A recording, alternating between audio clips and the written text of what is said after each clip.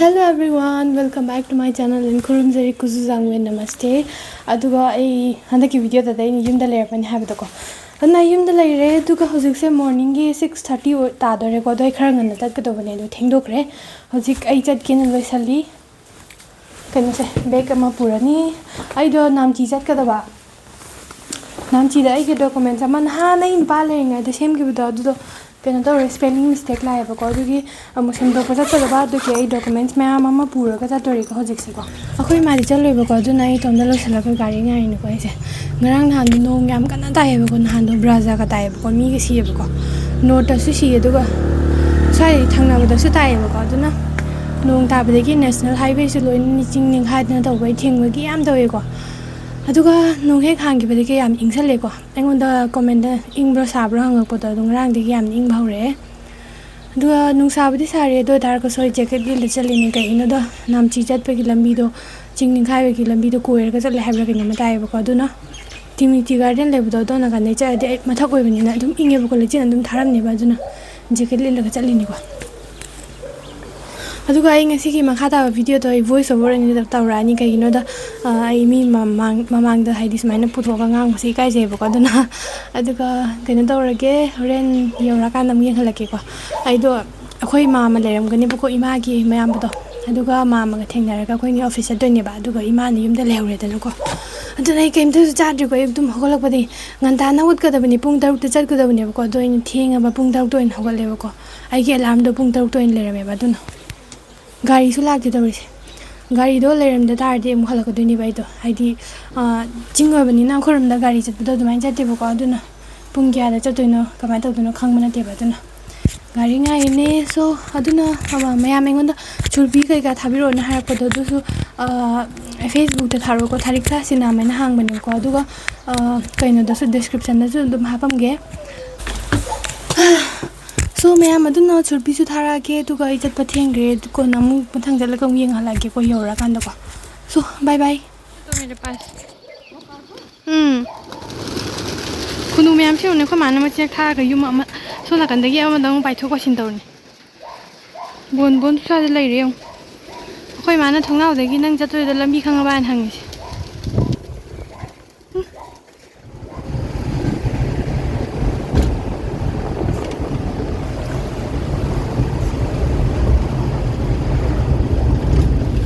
I sing them your red to go to Kangam Tangam deal. Mantani Europe. Punctor in Makai the York, no buying it over to go there in Makai Darjing at Yori.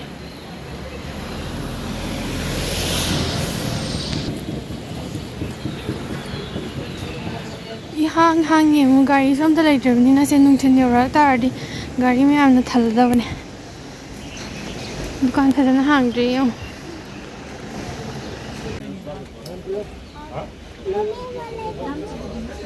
एक सौता बार दिन्छु र due देखिरहेको हुन्छ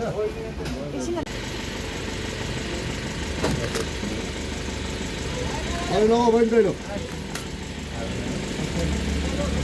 काका मेरो गाडी अगाडि seat aduna ai gari gi ticket lore ba ko si se aduga kan to ba gari do lak chibo ko do ngai mi si hang ko bazar da ka nam ta leram da ke aduga ai do bo so to ro ge na to ne aduga mi ka nam leram da se ngam mi ne ko ai ge mai nan kan to ge hausi laram ba ge na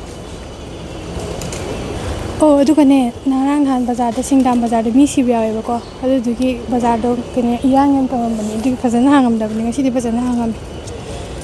aduna horen yora kan yang halage ko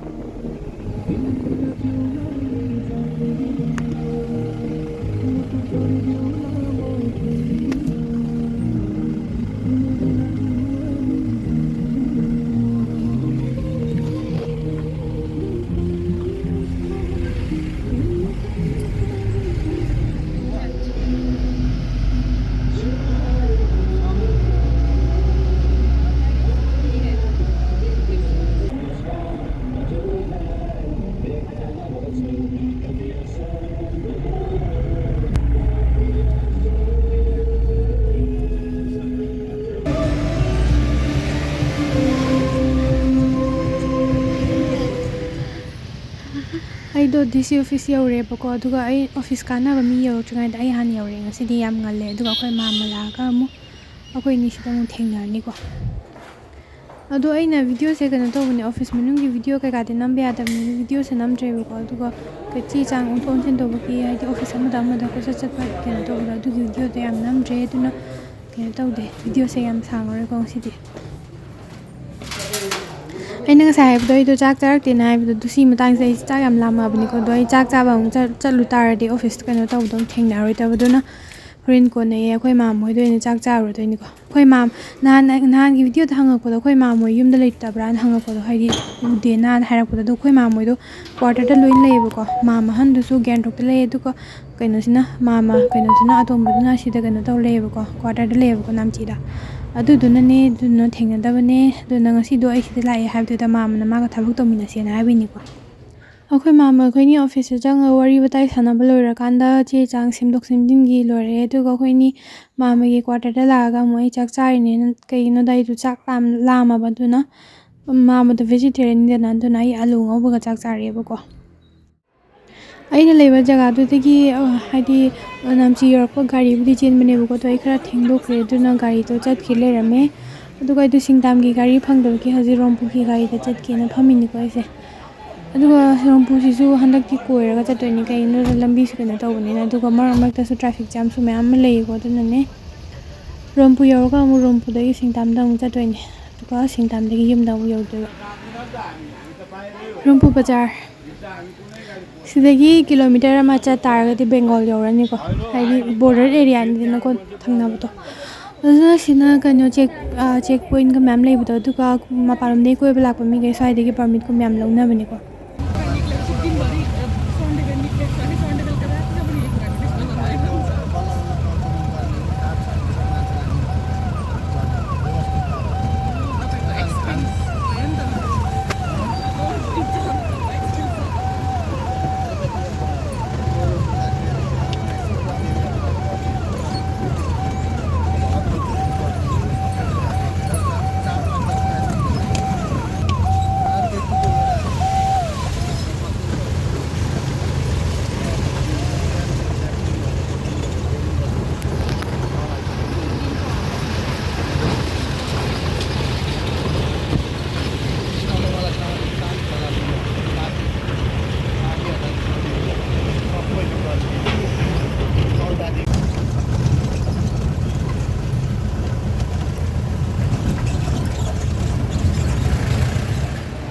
Singtam bazar yore duka Singtam bazar si haidi makha da leibani ni yam sai ko Singtam bazar se ina leba yung gi jaga duna inge ba duka sita yam sai ba ko anu sai ukte thorakuni nai do jacket chulil la lai duka lambi da ing hoidan bai jacket su bum lauthok che duka sa saman na gumang samun da do ain pa ga khoni ni he kan to gam nei nim bo pani thapam le ko da changa kan da mai che gi dukan phami nei sa jam sai ba du fen chu le me ko duna nga phami ni duka poche shi am lai ro ai poche yam lai de bida halani kai no da pung du thengre ba ko mana call tawra ga ngon hingjang ra lei ron ha ba du hingjang du kai lei du no lei bong ga khang de kai no da friday suna tam na friday ta di moi kai no khun da gi hingjang du ma ma yon ba ko rai da na ngasi di torak tre karo da khabi oina lei re ai do kai no da hingjang su yam na yon hau da bani na kai lei du no su khang de kai no kuma khamena khaba gumba de gi khamena sin ba dugumba yam yo lawe alu gumba ko hingjang gam ti hau de bazar nai amazon gi kano amazon ate miso gi kano parcel ama laura kanda pot ama laure du ga ido ice cream jara ga ida phamini ko ticket ka kanda sisu ticket ka ko ni ko yum han gi bai du so aduga ticket ne lupa 80 rupees oye ko mi em da aduga ticket ka ice cream jara ga phamini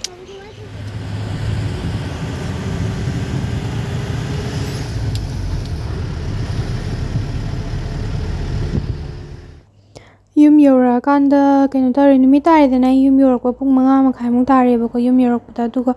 phone ju sema ki tawne du phone ju sem bu se pung ama mo da mu chang ni kaino da mi yam le chin bani na du nai phone ju semak tre du na mathang chat pa kan do ni sema ge chak thong ga chak charani ai ngasi se haidi hayeng se punima or ma le ko si se thawan yam phai ko nong ju hang do kre nahan chu rama ga du ga numit kaino the tha ga se phajana thoe ba ngasi di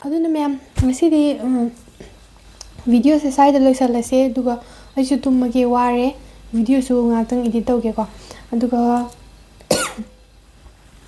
mayam na comment da ngon chutbi na hair podo tu sai thabireke ya targa diko hawba lebani ko aduga nahan gi mamang gi video da comment am da ko yamba mana mantri pukri da habra ke ngma phangni na habani ko do mayam nak pa yaw tar di chatla dum leiro si ani ko aduga nahan ima boy chatpa numit ke ni video do toin la thaga pe bani ko ayum halaga da yum gi thabak chili da na ko adu nai thagate aduga saturday sunday so e class lagi bege video thagate ni ko aduga next ke video da I ken to ge tomorrow na targa day after tomorrow I ken to ge wine sem ge ko adu wine sem su kamai sem ge mu yang halake